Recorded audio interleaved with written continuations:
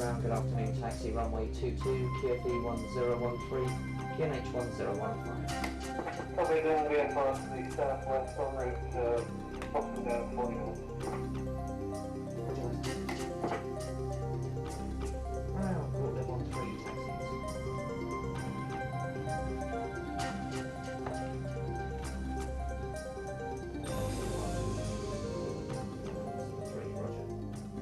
In what many thought was the twilight of its career, the Jaguar went to war. Operational experience of over 1,000 sorties by British and French Jaguars did not find the aircraft lacking in any way. Just 37927. It was only after the Jaguar gave up its original strike and interdiction role in Europe that it found its true forte as a rapid reaction out-of-area fighter-bomber, able to operate in the most primitive conditions and still hit its target with pinpoint accuracy. Replaced by the Tornado and Mirage 2000 at the very tip of the spear, the Jaguar became an invaluable tool for operations outside Europe. The aircraft responded to just the sort of scenario that has become so important since the end of the Cold War. If you ever see a pair of RAF Jaguars practicing their trade seriously, you might find it hard to believe that this versatile strike fighter will soon have clocked up 20 years of frontline service, hurtling through valleys at breakneck speed, hugging the contours, rolling inverted as it crests hills or ridges. It would be easy to imagine that the Jaguar was equipped with the most sophisticated terrain-following system.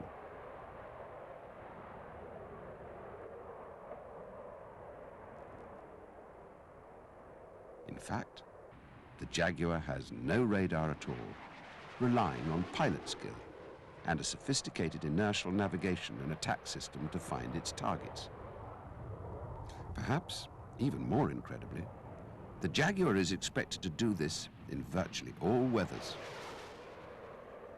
Rugged, reliable, and relatively simple, and able to operate from even the most difficult airstrips, the Jaguar is an ideal aircraft for out-of-area operations.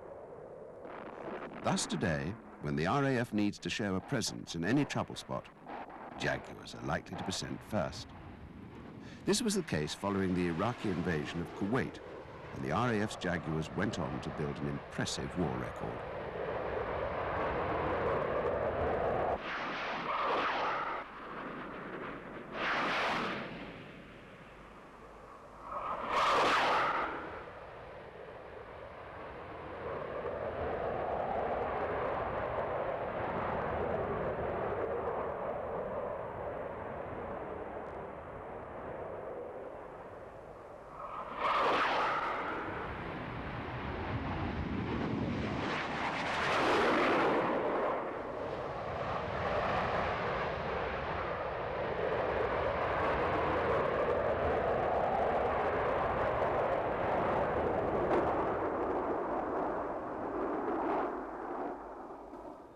RAF Jaguars based in Turkey flew operational armed reconnaissance sorties over Iraq, allowing the international community to monitor Saddam Hussein's compliance with its peace terms.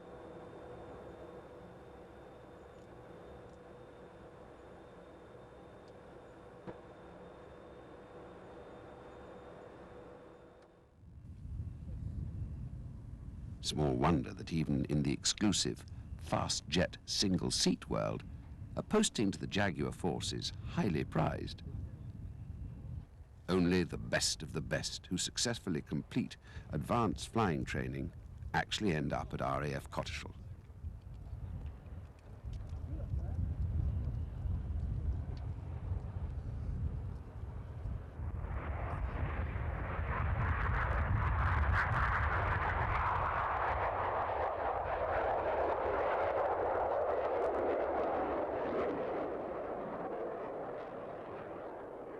In India, Oman, Ecuador, Nigeria, and even in France, Jaguar pilots enjoyed a similarly elite status. The Jaguars for Operation Delight Flight were based at Gioia del Cor, which is an Italian Air Force base not far from Brindisi in the south of Italy.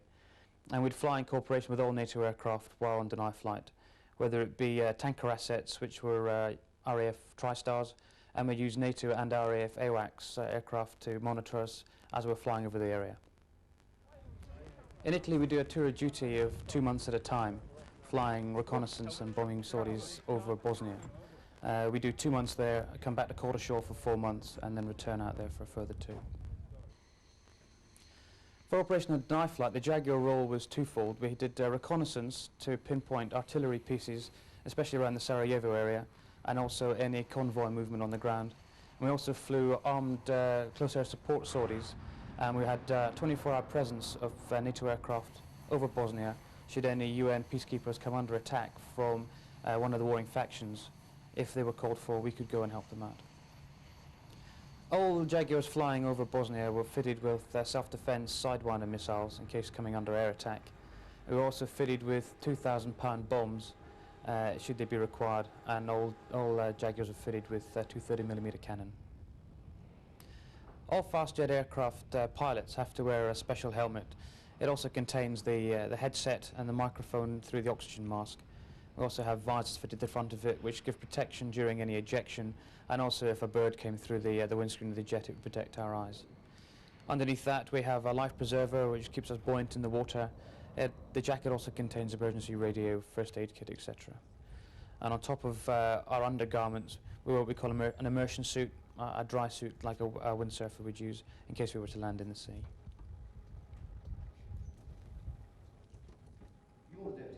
As Jaguar pilots, we changed our training philosophy before going out to Italy from being low-level flying around the UK into the medium-level environment, which is what we use over Bosnia. A typical day for the pilot in Italy is different from the one we're used to back at quarter shore. We generally don't go to work unless we're going to be flying. We'll arrive at work 2 or 3 hours before our planned takeoff time, so we can catch up with the latest intelligence briefs, collect our pieces for taking with us on the flight, plan it, brief it, go and collect the aircraft from the ground crew, give them a check, and then get airborne. We'll generally fly as a pair of aircraft, usually flying through a tanker, a TriStar, refueling, going through specific corridors into Bosnian airspace, where we get allocated our task as we get into the airfield. Once we're complete on our task, usually due to fuel rather than time, we re-enter other corridors and go direct back to Gioia. Once we've landed, we'll return the aircraft to the ground crew, debrief lasting maybe 15-20 minutes, also giving our intelligence officers an update of what we saw, and then the end of the day.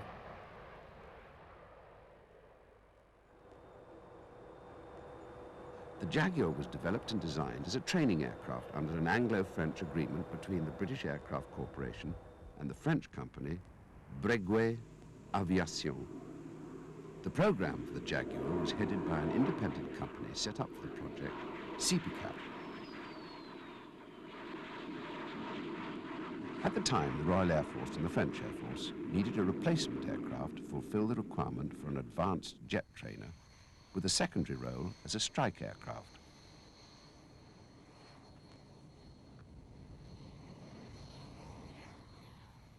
From the drawing board to the first flight, the Jaguar project was to make the outstanding achievement of doing just that in 3.5 years. Started in May 1965, the facilities were running at full pace to produce the aircraft on target, on time, and at the right price. It was the vast experience and expertise of both BAC and Breguet that enabled the project to meet the deadline.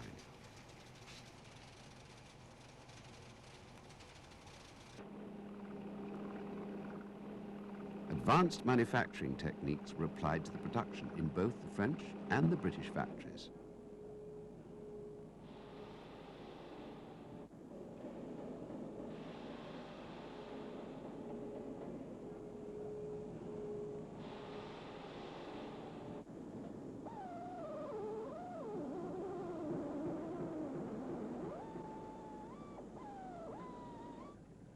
The target date was met, April 1968.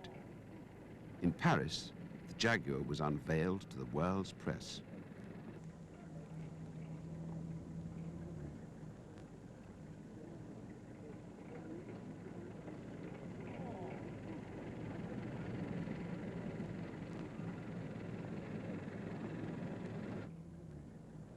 Now completed, this prototype twin-engined, two-seat trainer started its flight trials at Istres in the south of France. It was now envisaged that with this new aircraft, pilots could be trained at a fraction of the cost of using operational aircraft.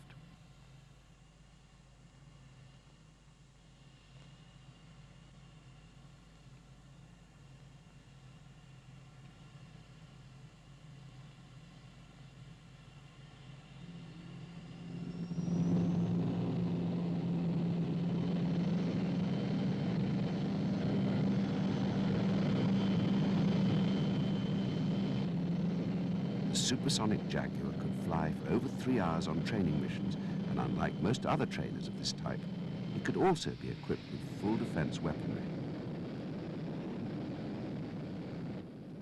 The first prototype, EO-1, lined up for its first fast taxi run prior to its first flight.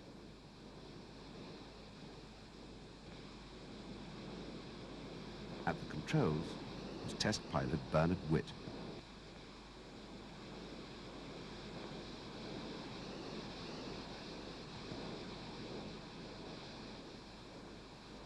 Having completed all of his cockpit checks, he selected reheat on.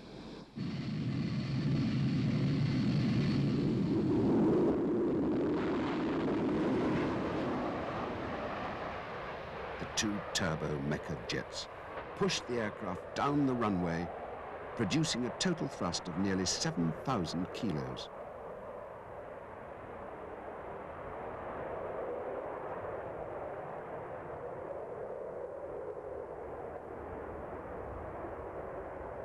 Jimmy Dell, BAC's Jaguar project test pilot, was highly delighted at seeing this prototype leave the ground during the fast taxi run.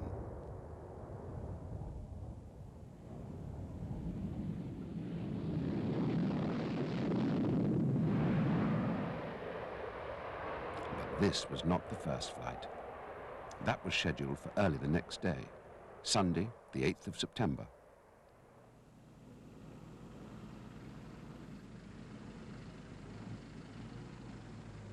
Fully fueled and with a pilot already strapped in, the Jaguar was towed to the run-up position at 8 a.m.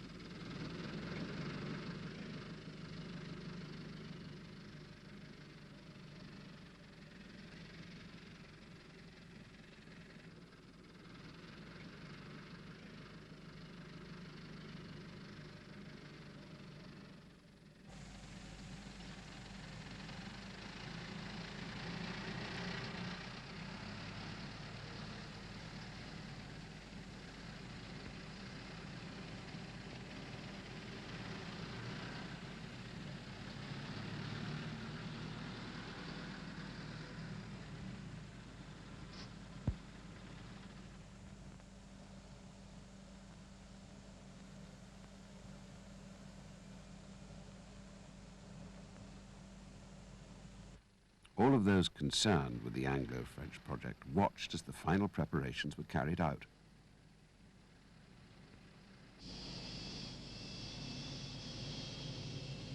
The technical chase aircraft, the Mirage 3, took off with Jimmy Dell on board. 9:20 a.m. The Jaguar was cleared for its first takeoff.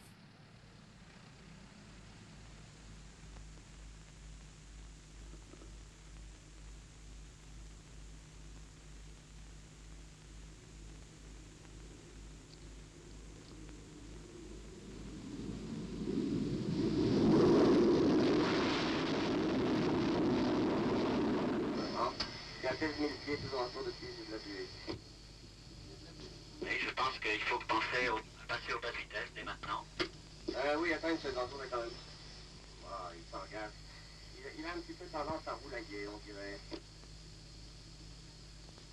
Il me paraît pointé en grossissement, hein. Je vais mettre l'amortisseur de Yo pour voir si c'est plus heureux. Oui, j'ai l'impression d'être plus heureux comme ça. 17 000 pieds, les deux. 30 minutes after takeoff, the Jaguar landed.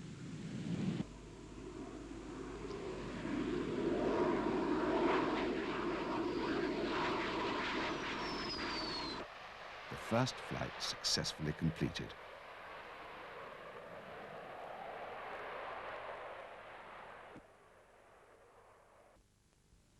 Mr. Hayhurst of the Ministry of Technology. This is a spectacular day in the development of the Jaguar aircraft, this first military combat aircraft which is being developed jointly by France and the United Kingdom. And its first flight marks the occasion of the first stage completed successfully of its development. We are confident that this is going to be an aeroplane of great operational use, and at the same time it has a very important export potential to other European and extra-European countries. When asked about the first flight, BAC's Jimmy Dell replied, Well, much as I would have liked to have been in the prime position of flying the prototype, I think I was in the next best position, which was in the chase aircraft, which had a sort of grandstand view of the whole thing. And from what I could see, it performed exactly as predicted. The French pilot, Bernard Witt, was more than pleased with his first flight. Très content, une excellente impression pour le premier vol. Je pense que nous allons revoler très rapidement et poursuivre des essais dans de très bonnes conditions. Mr. Page, chairman of BAC's Preston Division. I'm delighted that this, the first of the Anglo-French military aircraft, has made its very successful first flight. And I hope that it will soon be giving good service with the air forces of France and of Great Britain and of many other countries. This is a very great day in European aviation, and the pilots and all concerned in it, in Breguet and BAC, the ground staffs, the engineers and the pilots are to be congratulated on a very good day's work.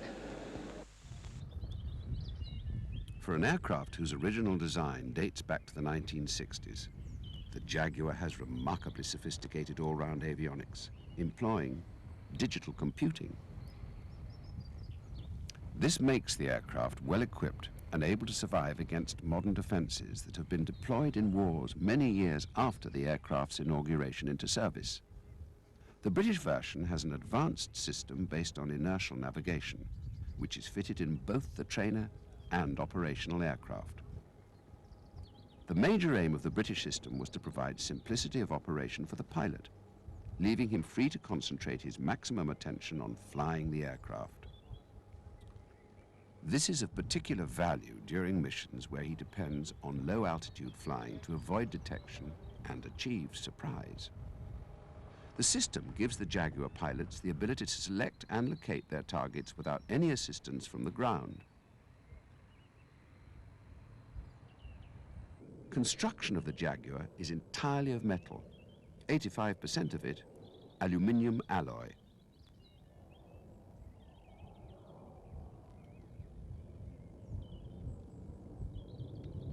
There is a high-mounted wing with spoilers in place of ailerons, and conventional tail lift configuration incorporating high-lift devices and an all-moving tailplane. Structural strength and fatigue-resistant properties were ensured by the cutting of several components from solid aluminium, while titanium was used in the engine bay and stainless steel in the highly stressed areas. The stout undercarriage and twin main wheels are optimized for rough field operations and are able to absorb a high sink rate in soft soil conditions, making the aircraft extremely versatile in takeoff and landing from difficult or even makeshift airfields. A tail parachute is fitted, as is an airfield arrestor hook. The pilot is accommodated ahead of a three-piece windscreen under a rear-hinged canopy. The cockpit is armored and air-conditioned. By spring 1974, the first frontline Jaguar squadron, number 54, was operating from RAF Cotteshall, a Jaguar conversion unit having been established 6 months previously at RAF Lossiemouth. There have been 8 RAF Jaguar squadrons, plus 226 OCU at Lossiemouth. 5 of these were assigned to RAF Germany, along with the NATO front line. And the crosswind 22 from the right. The roles of the aircraft were interdiction, tactical close support of ground forces, attack against enemy aircraft on the ground, tactical reconnaissance, and type conversion training using the 2-seater variant. The Jaguar squadrons of the Royal Air Force reached full operational capability in a very short time. Many factors contributed to this, not least the engineering design philosophy, which has given the aircraft its high service ability. Jaguar Engineering Officer, Flight Lieutenant Alistair Lang. The quick-release access panels, covering 30% of the aircraft's surface, have made our job much easier. Routine maintenance was planned in detail with BAC right from the Jaguar's very early days. Few items are light, the majority being serviced on condition. Replacing lighter unserviceable components can be done very quickly. An engine change, for example, including the test running, can be done in under 3 hours. This means that the squadrons get their aircraft back in a pretty short time.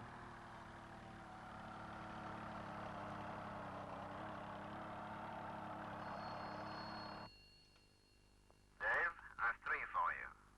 719, 721, 729. For the Royal Air Force to fulfill its present and future operation requirements, the training of pilots to full combat status was always a primary task. Each day, combat sorties were planned to test the operational fitness of the plane, the pilots, and the ground crews, indeed all those needed for the successful completion of an operational sortie. Live weapon sorties, particularly gun firing, practice bombs, and 1,000-pound high explosive bombs, were dropped on ranges throughout Europe. But the variety of targets against which live rounds can be delivered are limited. Many simulated exercises had to be flown to create near-true combat conditions. Wing Commander Neil Haywood led an attack in support of defending ground forces on an exercise in cooperation with the Army. Right, gentlemen, just a brief recap before we walk out. Our job is to take out the enemy armor, simulating cluster bomb attacks against the moving targets.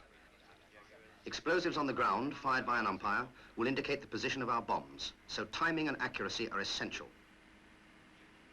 Immediately behind us will be a recce Jaguar for post-attack assessment. All attacks will be low level and straight in, so from now on, please treat it as the real thing.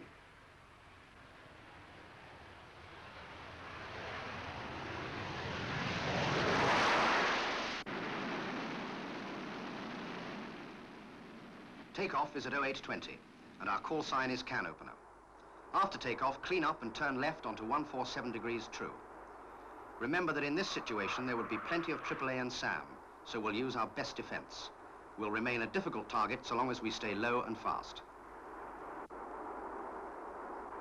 Bassoon, bassoon. This is can opener formation with 8 Jaguars approaching the contact point.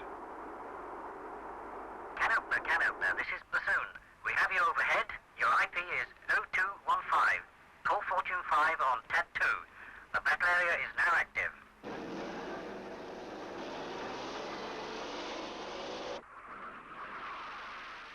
Control of the aircraft now passed to a battlefield forward air controller.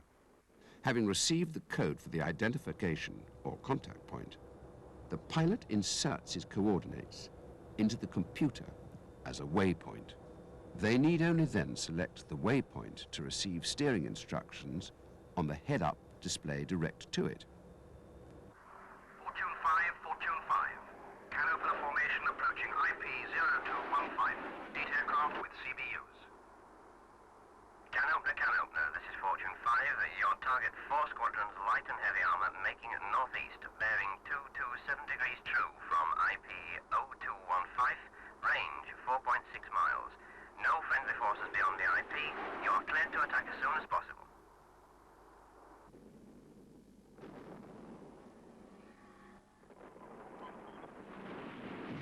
As the Jaguars pass exactly over their targets, umpires, mobile in their own tanks, detonate explosives in the ground and assess the kill factor. From umpire 4, red, yellow and blue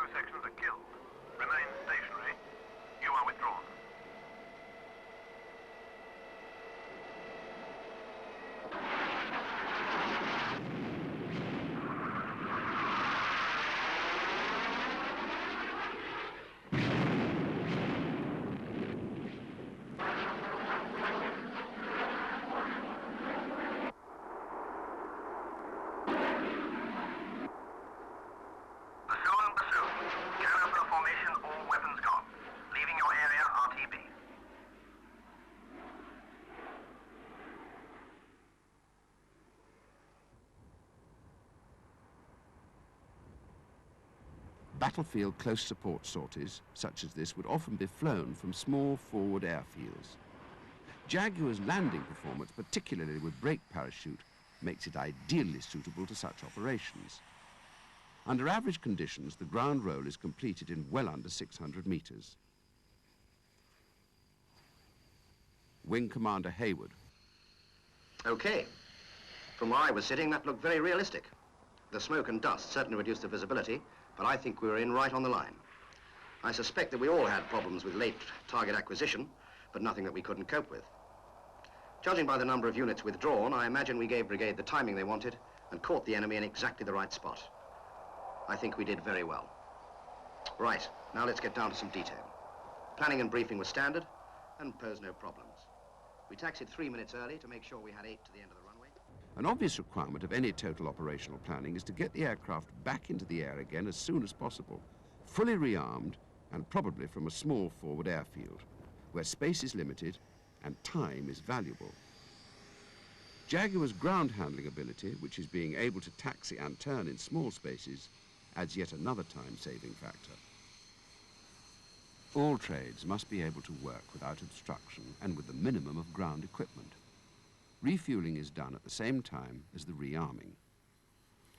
In this timed practice, 4 1,000-pound bombs would be loaded. The duration of any turnaround depends on the number of ground crew and loading equipment available. For this turnaround, 1 loader and 3 armourers take part.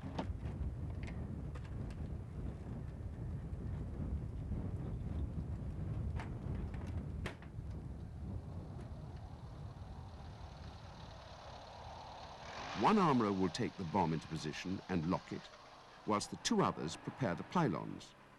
They will return to the bomb to position the crutching pads and arm the release units when it's in place.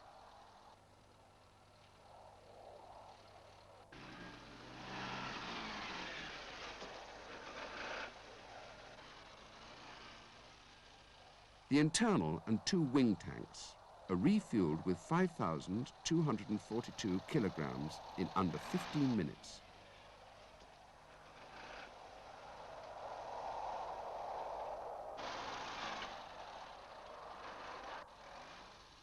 Three bombs are loaded and armed in 15 minutes.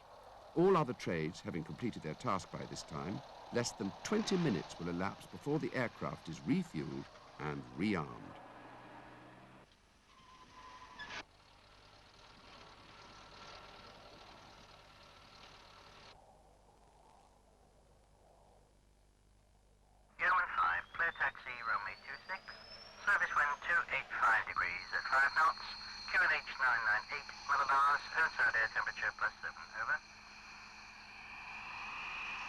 In addition to battlefield close support, Jaguar's 2 other primary roles are interdiction and reconnaissance. To simulate a long-range sortie to attack an enemy vehicle park, 2 reconnaissance Jaguars were drawn in order to be over the target at first light. Nearing the target, the pod is rotated, bringing the camera into position.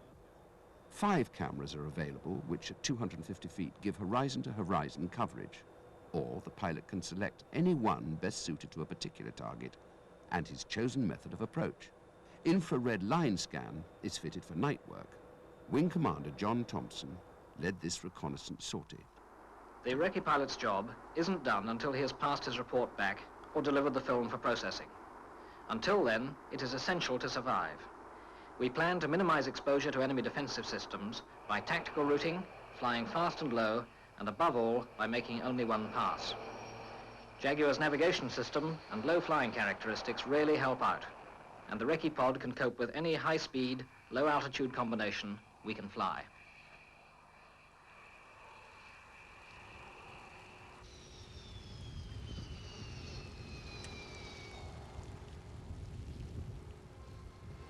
Unloading the camera magazines is a quick and simple job. Replacements will be fitted immediately and tested, completing a very quick turnaround on the pods. The pilot would indicate priority magazines that would be processed ahead of the others, whilst he completed his initial verbal debrief.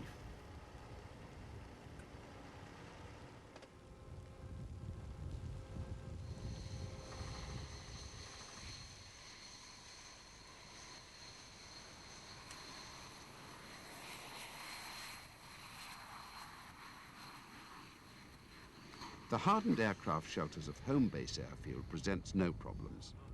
The aircraft can be brought quickly onto the chocks and then winched backward into the shelter in the normal way, ready to be turned round under considerable protection for aircraft and all crew members.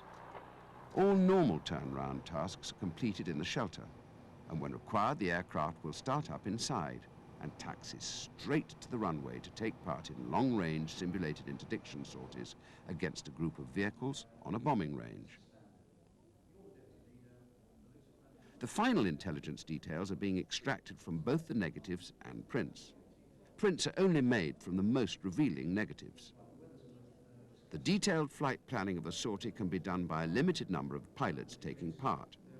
The ease with which the coordinates of the turning points and targets can be inserted into the navigation and weapon aiming system before takeoff or in the air means the pilot can be free for other essential pre-flight duties. The remaining shortened, coordinated briefing of necessary details yet again reduces the overall turnaround time.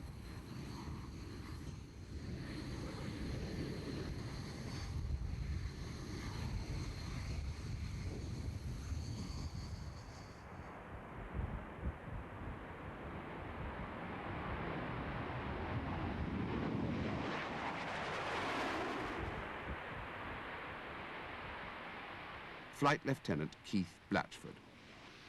On the first leg, we had a long transit over the sea of nearly 30 minutes, planning to turn inland over a lighthouse. As we come within 2 minutes of the light, you'll see the head-up display changing automatically from navigation to close navigation. And the cross, just off to the right, shows the computed position of the lighthouse. Just coming up onto track, now. And the time circle shows 30 seconds to run. It's easy to see why the Jaguar system has received universal acceptance, not only in the Air Force, but with those guest pilots from overseas who have flown the aeroplane. For the fighter pilot, it's made a great difference to be able to arrive still fresh at the end of a long transit, ready for the more arduous job ahead. We stayed separated from the others on the way. We now joined up with them for the run into the range. Jupiter, this is Black Cap 1 with 4 Jaguars for live FRA bombs and strafe on targets 5 and 7. Black Cap from Jupiter, you're clear of targets 5 and 7. Call in live. Black Cap 1, roger, understood. Black Cap 1, in line, target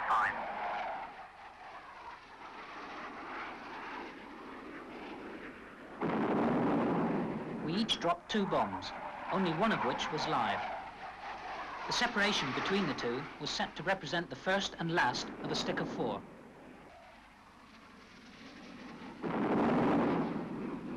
This chap is late acquiring the target, but he still puts his bombs right across the ring of vehicles.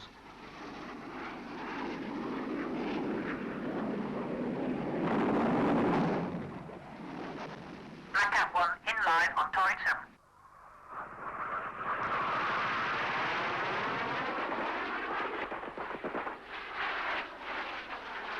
Black Cat 2, in live.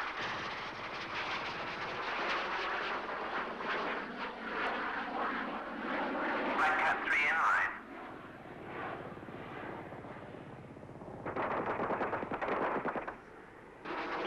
Jupiter.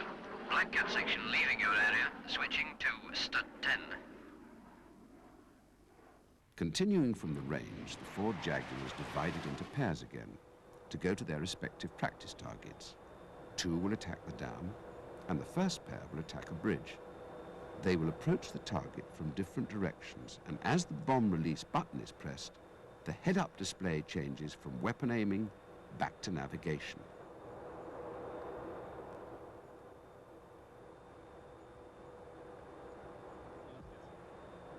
A successful attack. The second aircraft will come from the east, turn right to the target, and this time aim to remove the center section of the bridge.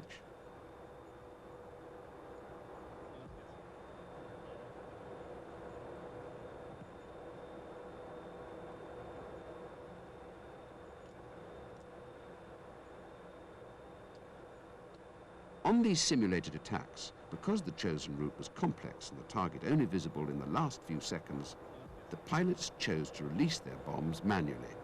On the next attack from the second pair, the pilots have opted for a fully automatic bomb release. Flight Lieutenant Phil Dye. My target was a dam, so from the map I inserted the exact position into the computer, which then gave me steering instructions direct to the target. With the time circle indicating 25 seconds to target, I know that it lies in the next valley. I then select the final aiming sequence and concentrate on keeping the target bar, the horizontal line, on the target. From here on, bomb release is automatic.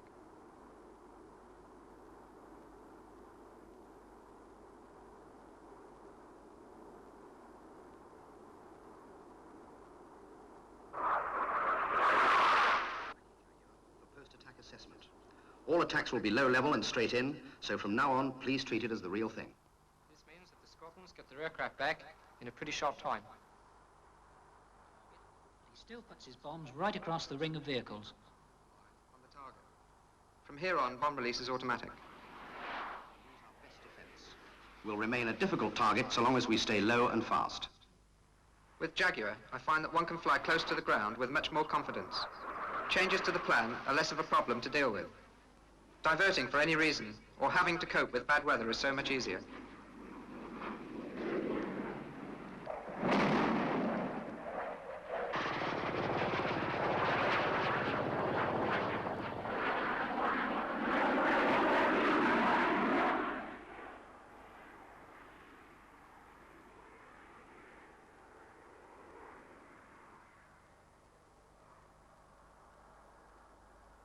The Jaguar doesn't have normal constant duty weapons fit.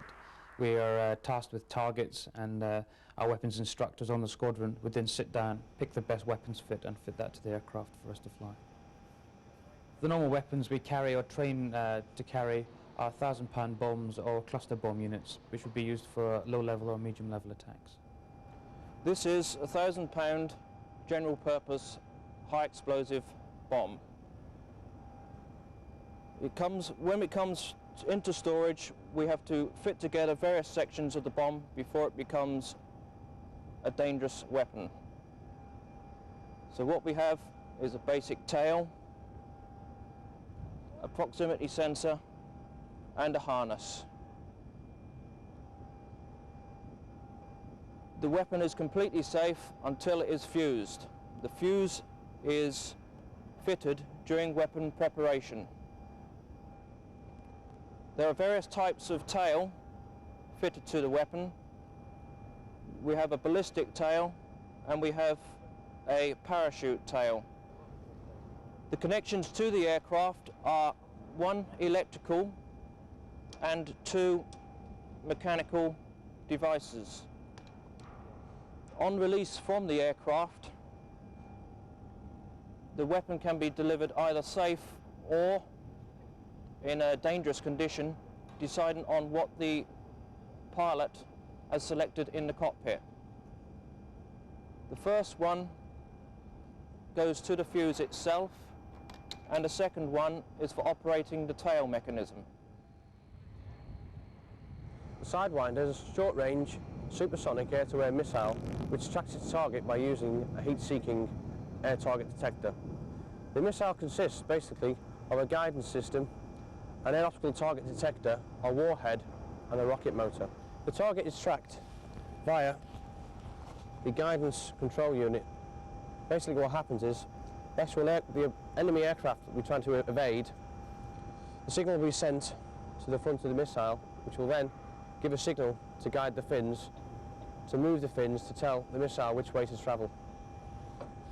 At the same time,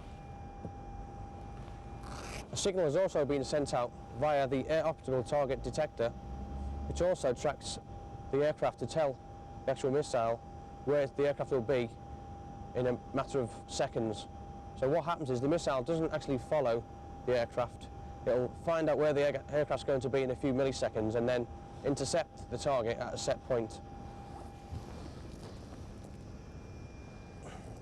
To keep the missile stable, we have 4 wings, and to prevent the missile from spinning, there's 4 gyroscopes, 1 on each wing. Once the aircraft's launched, the G-force will unlock each gyro which will then move to the opposite way which the missile moves. So if you can imagine, the enemy aircraft will be trying to evade, and if it does a sharp turn left or right, or whichever way, and the missile didn't have these and done a sharp turn left or right, the missile would then tumble away. To prevent the actual missile from tumbling, all four move in conjunction either way to prevent the missile from tumbling. At the same time, the airflow is spinning through these vanes and spin the gyroscopes round to actually help the gyros move left and right.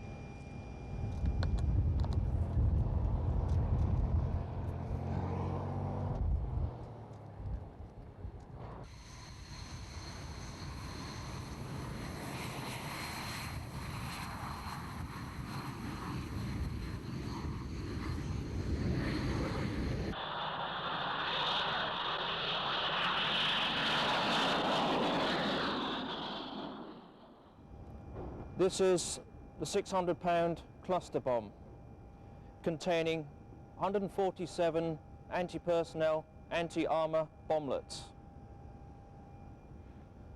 Each bomblet weighs 1 kg. On release from the aircraft, the outer skin splits away, the weapon ejects the bomblets over the target. The weapon is released from low-level flight.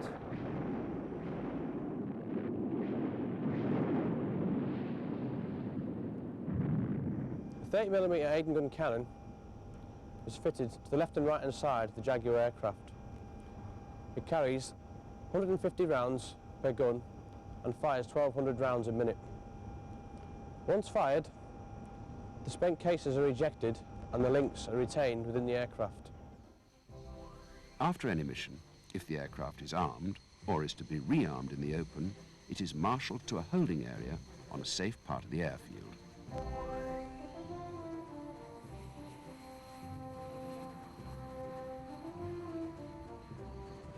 Before shutdown, the pilot opens the air brakes. The ground crew disconnect the gun firing lead and make the aircraft safe.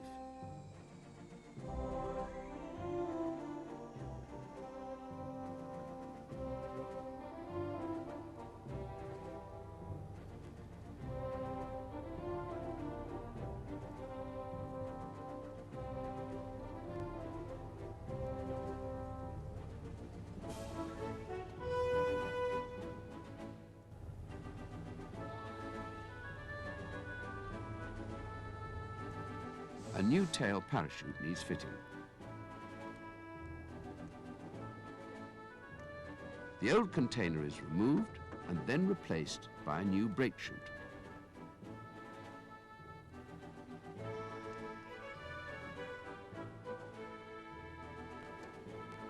The release mechanism is then cocked, ready for operation, and the tail cone is replaced.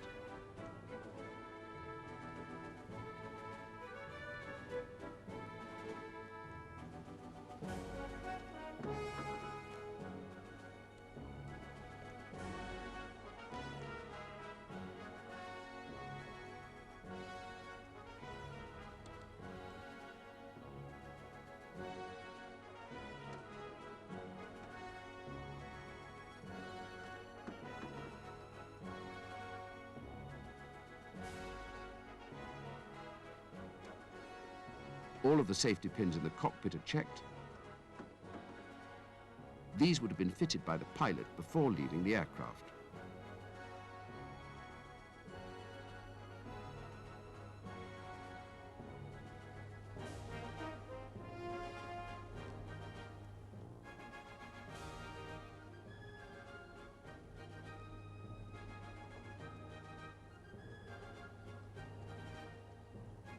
Once all the cockpit checks are completed, the engineer checks the engines and intakes for any damage to the blades.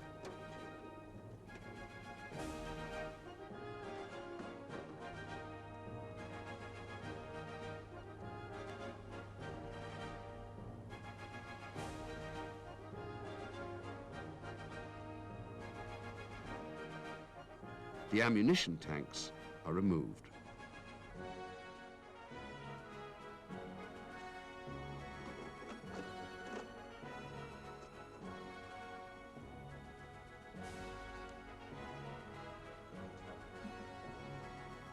They are refilled with new rounds.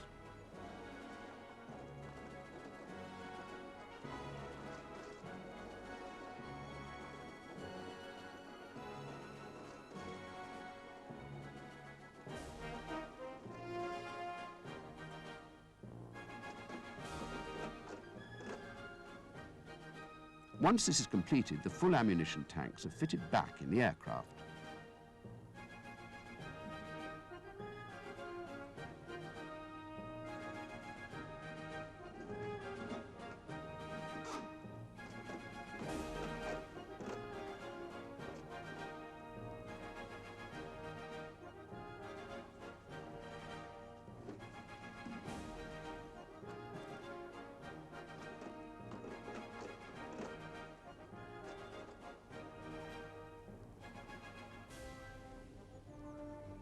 The Aden gun is cocked and cycled 3 times to place the first round in the firing position.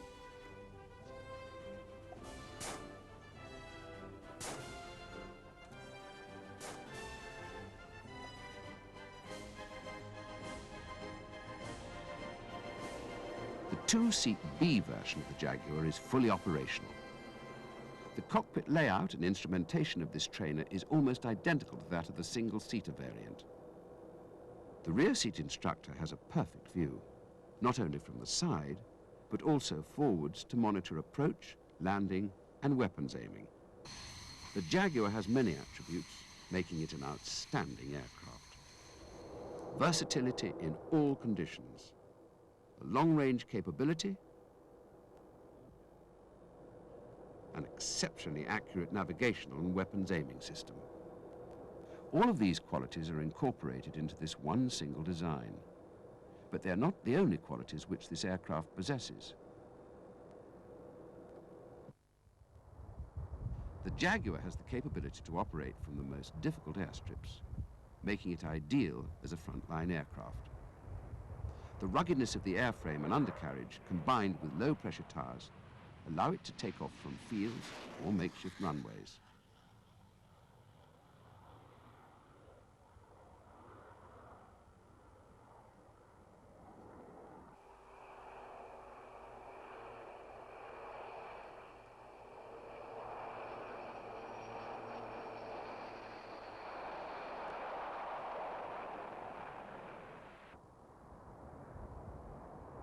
Motorways make an excellent substitute for runways.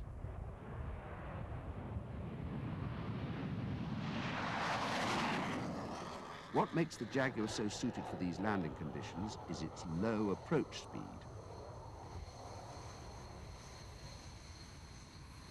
Once down, the effective nose-wheel steering enables the aircraft to turn in the most confined areas.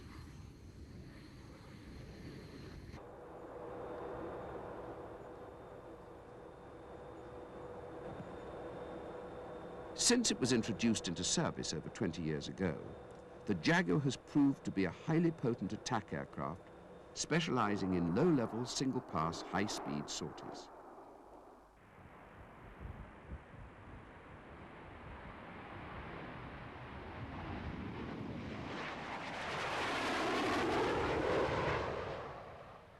Still performing a role in the Royal Air Force for which it was not at first envisaged, the Jaguar is at the spearhead of any action.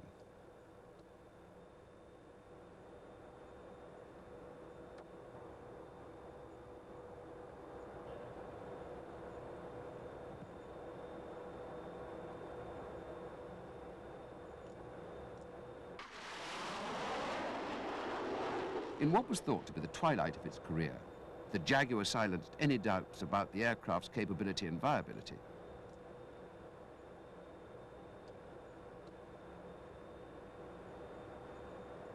Even in the most adverse of weather conditions, the Jaguar is able to find and attack its target with pinpoint accuracy and deadly delivery.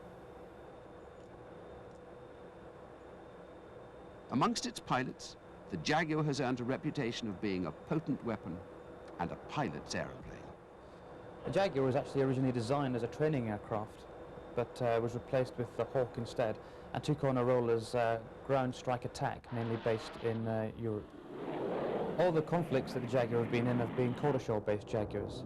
First one being the Gulf conflict, then that was followed by Operation Warden, which was Jaguars flying out of Incirlik in Turkey, giving protection for the Kurds in northern Iraq. And we only came back from that for 6 months before being redeployed out to Italy for Operation Gunai Flight over Bosnia. The Jaguars first entered operational RAF service in 1974, and although we've had a couple of updates since then, the aircraft is still due to go on to 2005 before being replaced. It seems that every so often the world's aircraft industry produces a really good one. The Jaguar ranks alongside some of the best.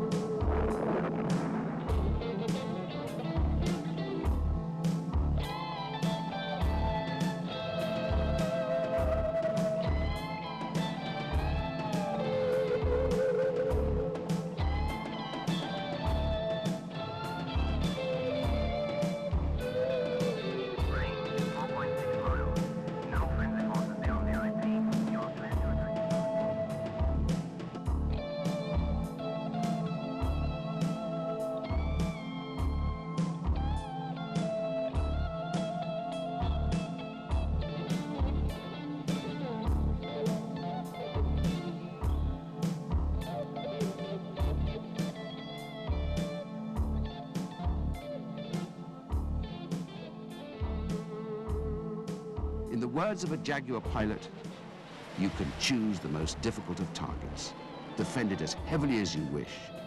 Now, just try and stop a well-flown Jaguar.